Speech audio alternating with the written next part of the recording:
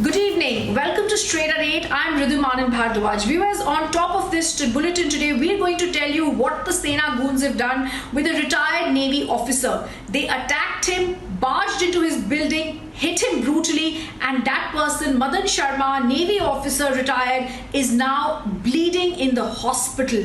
This is the kind of Gunda Raj, the emergency type dictatorship that continues in Maharashtra. I want to straight go across to discuss what's happening with freedom of speech, what's happening with press freedom, but also what's happening with basic freedom of people to live peacefully in the state. Let me welcome on the show Savio Rodrigues, chief editor of the Goa Chronicle. We have lawyer Priyanka Tibrewal, we have Rajalakshmi Joshi, blogger and activist, and we also have Commander G.J. Singh. Commander G.J. Singh, the only possible thing that the retired Navy officer Madan Sharma did is to make a WhatsApp message. Is this how Shiv Sena treats a person who is basically just exercising his right to free speech? It is absolutely what I call is the Taliban-like behavior. That out here you have a veteran, you have a defense personnel retired who deserves a well-merited, peaceful life, as you just now said. He has given 30 to 40 years of his young life for the defense of this country. He has put his life on the line of fire. He is a veteran who's now settled in Mumbai. He's the one who has stood by the government, by the people of Mumbai at the times of natural calamities, furies of nature like heavy rains, flooding, and to the kind of attacks that we experienced in 26/11. Where were these goons who came now chasing, dragging and beating this veteran? Where were they when those terrorists were attacking from Taj Hotel, Oberoi Hotel and Nariman House? It was Marine commandos. It were officers of the Navy who made a significant part of the campaign, of the force that brought those terrorists down. They have forgotten this, that it was the Navy, Marines, commandos who participated in that operation. Now, out here, you call him down by deceit, you call him down on the pretext of speaking to him, come weaponized, come with weapons, drag him out, beat him. They could have murdered him also. But I am proud that he was a naval officer. He could run back because of the hard training that we get in the Navy, in the services. He could run back, save his life. And you leave I also him want to down. therefore, that's exactly the point, and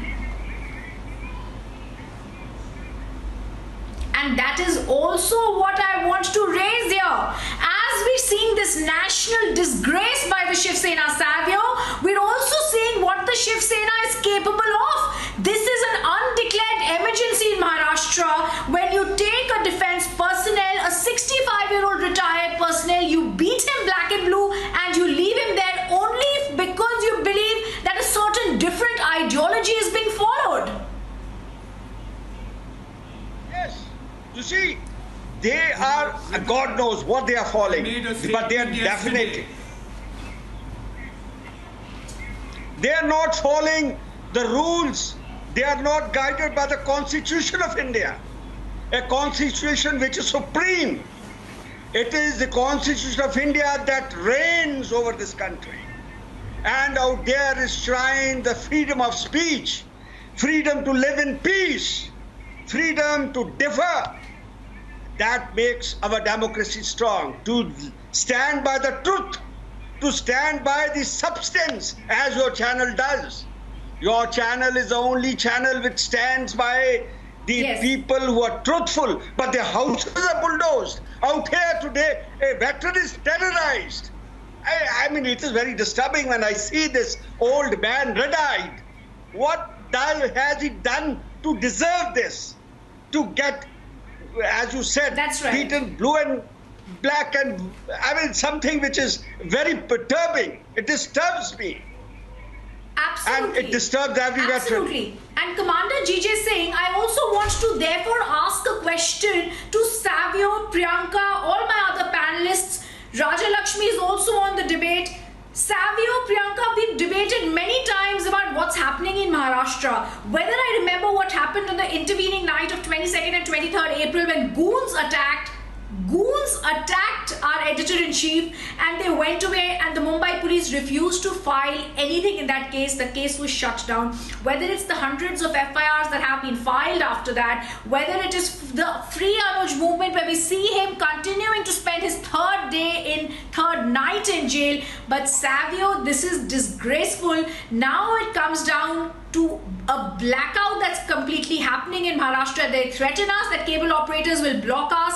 This is now threats going across to defense, respectable personnel. Is this how the Maharashtra government wants to perceive itself in the eyes of the public? You know, Rhythm, I made a statement yesterday on a debate show on the Republic, and I said, if the world wants to see what fascism is all about, they must have a look at what's happening in Mumbai. This is what fascism is really about. You have no respect, Shiv Sena, for a retired naval officer who has served the country. This is despicable. This is shameful. I mean, it goes beyond even shame. I mean, are you guys even men? You attack a senior citizen